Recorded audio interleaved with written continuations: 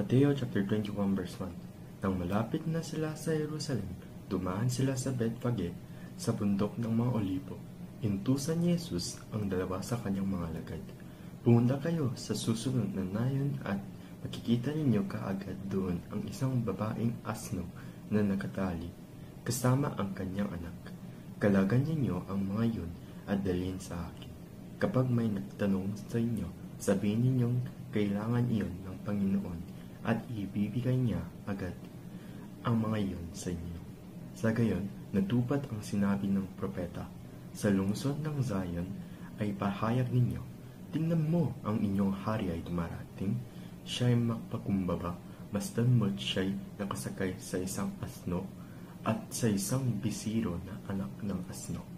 Lumakad na nga ang mga alagad at ginawa ang inutos ni Jesus.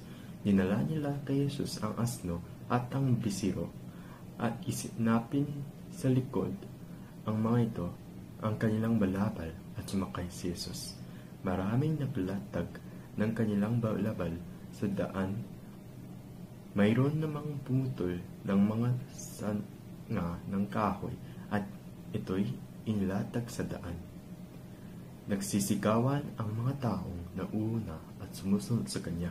Sigaw nila, purihin ang anak ni David. Pinagpala ang dumarating sa pangalan ng Panginoon. Purihin ang Diyos. Pagpasok ni Jesus sa Jerusalem, nagulo ang buong lungsod. Sino kaya ito? Tanong nila.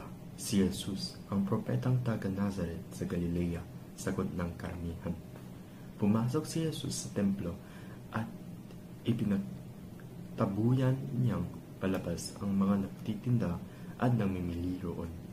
Ipanagtataob niya ang mga mesa ng mga namamalit ng salapi at ang mga upuan ng mga nagtitinda ng kalapati. Sinabi niya, sinasabi sa kasulatan, ang aking tahanan ay tatawaging bahay dalang inan. Ngunit ginawa ninyo itong lunga ng mga magnanakaw. Habang si Jesus ay nasa templo, lumapit sa kanya ang mga bulag at mga pilay, at sila'y kanyang pinanggaling. Nagalit ang mga punong pari at ang mga tagapagturo ng kautusan nang makita nila ang mga himalang ginawa nila ay marinig ang mga batang sumisigaw sa loob ng templo. Purihin ang anak ni David, sinabi nila kay Jesus. Naririnig mo ba ang sinasabi nila? Naririnig ko, tugon ni Jesus. Hindi ba ninyo nabasa sa kasulatan? Pinalabas mo sa bibig ng mga sanggol at ng mga pasusuhin ang wagas na papuri. Iniwan sila ni Jesus at lumabas siya sa lungsod papuntang Betania. Doon siya ay nakpalipas ng gabi.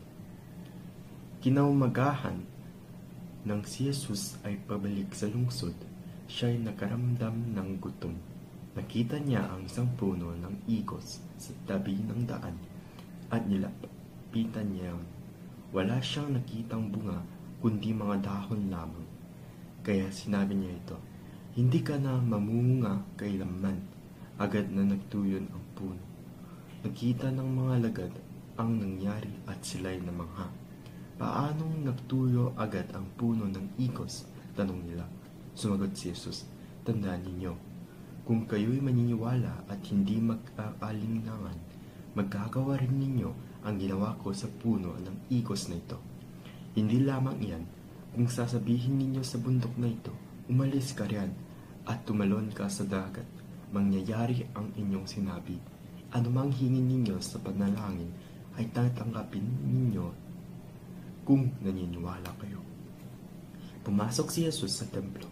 Habang siya'y pagtuturo doon, lumapit sa kanya ang mga punong pari at ang mga pinunot ng bayan at siya'y tinanong, ano ang karapatang mong gumawa ng mga bagay na ito? Sino ang nagbigay sa iyo ang karapatang gumagawa nito? Sumagot si Jesus, tatanungin ko rin kayo. Kapag sinagot ninyo ang tanong ko, saka ko sabihin sa inyo kung ano ang karapatang kong gumawa ng mga bagay na ito. Kanino nang mula ang karapatan ni Juan upang magbautismo?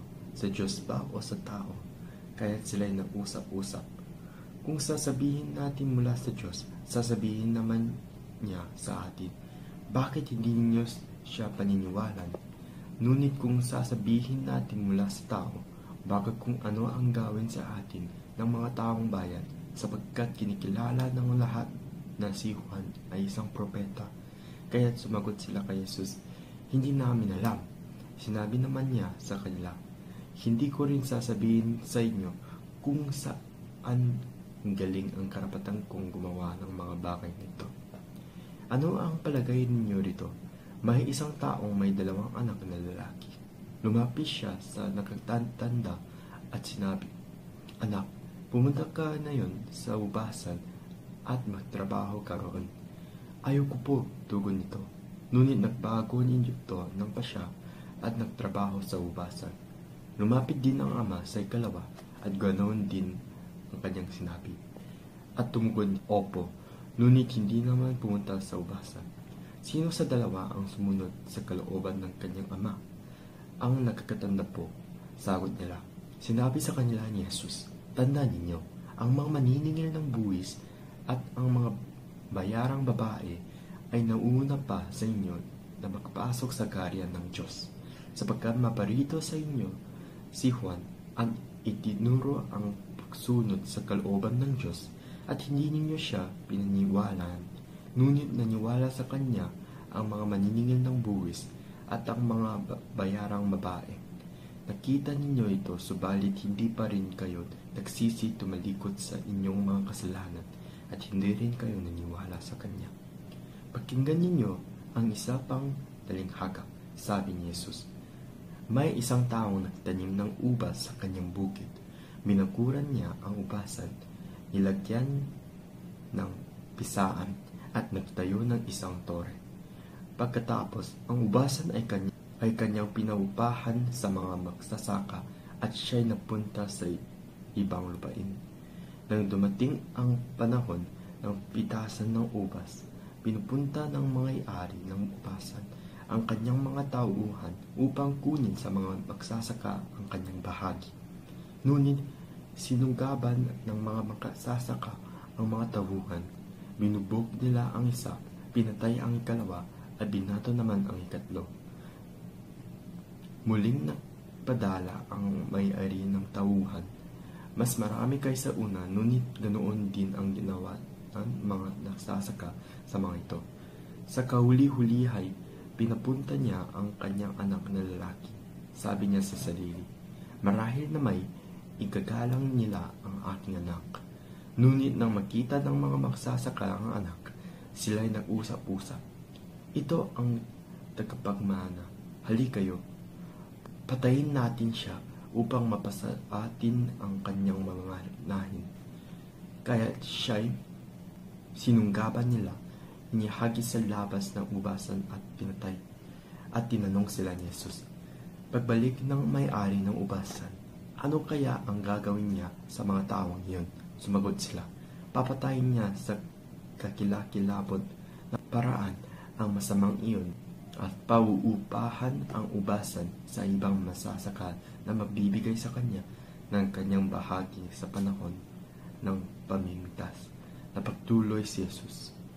Hindi ba ninyo nabasa sa kasulatan ang batong itinakwil ng mga tagapagtayo ng bahay, ang siyang naging batong panulukan? Ginawa ito ng Panginoon at ito'y kahanga-hangang pakmasdan. Kaya na nga sinasabi ko sa inyo, ang kaharian ng Diyos ay kukunin sa inyo at ibibigay ang mga taong masunurin sa kalooban ng Diyos. Ang bumagsak sa batong ito ay magkakadurog-durog at ang magbaksakan nito ay magkakaluray-ruray. Narinig ng mga punong pari at ng mga pariseo ang mga talinghaga ni Jesus at naunawaan nilang sila ang tinutukoy niya. Siya'y datakpin sana nila, ngunit natakot sila sa mga tao, sapagkat kinikilala ng mga ito na si Jesus ay isang propeta. Amen.